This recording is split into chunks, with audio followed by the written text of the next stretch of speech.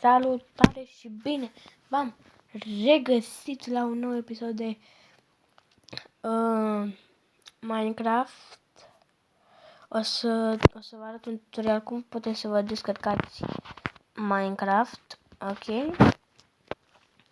Dați pe Google și scrieți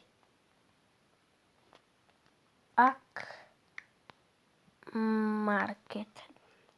Dați Market, dați pe prima aplicație pe aici și să vă apară asta. Trebuie să dați download now, doar că dați download now, dați descarcă fișierul și tot se începe descărcarea, se descarcă aplicația. Acum așteptăm, revenim când se încarcă. Ok. Gata, am revenit, imediat se încarcă. Ok. Imediat, gata. Și dați de fișier descărcat. Dați instalați.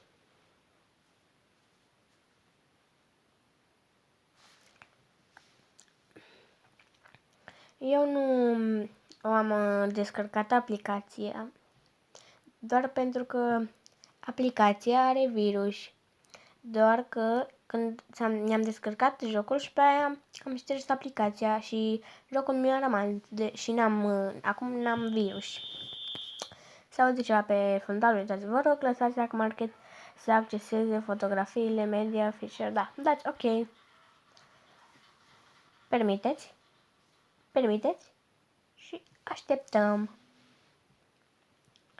Ok. Așteptăm mai mult. Gata, și acum dați pe Market. Ok, dați Market și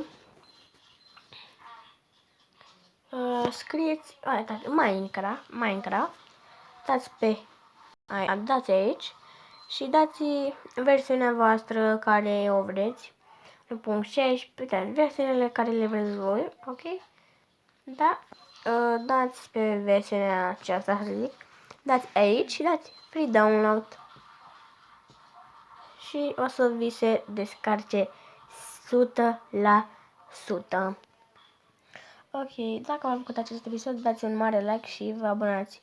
Dacă ați făcut dacă v-ați abonat și ați dat like, vă mulțumesc din suflet. La revedere!